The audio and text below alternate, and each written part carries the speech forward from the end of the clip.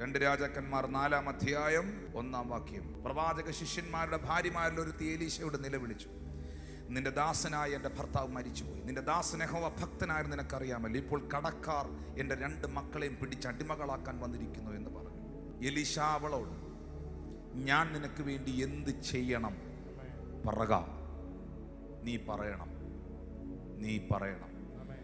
നിന്റെ വീട്ടിൽ എന്തുള്ളൂ എന്ന് ചോദിച്ചു. ഒരു ഭരണി എണ്ണയല്ലാതെ അടിയന്റെ വീട്ടിൽ മറ്റൊന്നുമില്ല എന്നവൾ പറഞ്ഞു. അടുത്ത വാക്യം. അതിനവൻ, നീ ചെന്ന് നിന്റെ അയൽക്കാരോടൊക്കെയും വെറും പാത്രങ്ങൾ വായ്പ വാങ്ങുക, പാത്രങ്ങൾ കുറവായിരിക്കരുത്. അടുത്ത വാക്യത്തിൽ എഴുതിയിട്ടുണ്ട്, പിന്നെ നീയും നിന്റെ മക്കളും അകത്ത് കയറി വാതിലടച്ച് പാത്രങ്ങളിലൊക്കെയും പകർന്ന് നിറഞ്ഞത് ഒരു ഭാഗത്തേക്ക് മാറ്റിവെക്കുക എന്ന് പറഞ്ഞു. അടുത്ത വാക്യത്തിൽ എഴുതിയിട്ടുണ്ട്, അവൾ വീട്ടിൽ ചെന്ന മക്കളോടുകൂടെ അകത്ത് കടന്ന് വാതിലടച്ച് അവൾ അവളുടെ അടുക്കളയിൽ പാത്രങ്ങളെ വെച്ചു, അത് പകരുകയും ചെയ്തു. അടുത്ത വാക്യത്തിൽ പാത്രങ്ങൾ നിറഞ്ഞ ശേഷം തന്റെ മക്കളോട് ഇനിയും പാത്രം കൊണ്ടുവരിക എന്ന് പറഞ്ഞു. അവൻ അവളോട്, പാത്രമൊന്നുമില്ല,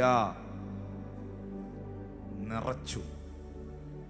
ദൈവം ആ വീട്ടിൽ സമൃദ്ധിയുടെ വാതിൽ തുറന്നു. എങ്ങനെയാണ് ആ സമൃദ്ധിയുടെ വാതിൽ തുറന്നതെന്ന് മനസ്സിലാക്കണം. ഈ വീട്ടിൽ പ്രവാചകനായ എലീശ വരുമ്പോൾ എലീശ അവളോട് ചോദിക്കുകയാണ്, ഞാൻ നിനക്ക് വേണ്ടി എന്ത് ചെയ്യണം പറക. കാരണം നേരത്തെ പറഞ്ഞതുപോലെ പ്രതിനിധിയാണ്, റെപ്രസെന്റ് ചെയ്യുകയാണ്. ഞാൻ നിനക്ക് വേണ്ടി എന്ത് ചെയ്യണം പറക. എന്റെ ചോദ്യം, അവൾ പറഞ്ഞില്ലേ 1-ാമത്തെ വാക്യത്തിൽ, എന്റെ ഭർത്താവ് യഹോവ ഭക്തനായിരുന്നു, മരിച്ചുപോയി, കടം കയറി, കടക്കാര് വീട്ടിൽ കയറി, എൻ്റെ പിള്ളേരെ, അന്നത്തെ കാലത്ത് അങ്ങനെ, എൻ്റെ കൊച്ചുങ്ങളെ അടിമകളായി ജോലി ചെയ്യിപ്പിക്കാൻ പിടിച്ചോണ്ട് പോകാൻ വന്നിരിക്കുന്നു. പറഞ്ഞില്ലേ അവളുടെ പ്രശ്നം?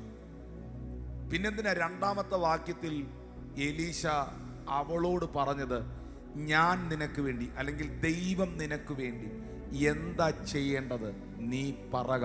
നിന്റെ വീടിന്റെ പ്രതിനിധി നീയാണ്, ഞാനല്ല. നിന്റെ വീട്ടിൽ എന്ത് നടക്കണമെന്ന് നീ പറയണം.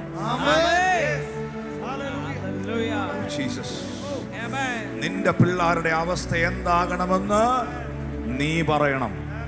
നീ വാ തുറന്നാൽ ദൈവം വാതിൽ തുറക്കും. നീ വാ തുറന്നാൽ ദൈവം നിനക്ക് വേണ്ടി വാതിൽ തുറക്കും. അത്ഭുതത്തിന്റെ വാതിൽ ദൈവം നിനക്ക് വേണ്ടി തുറക്കും.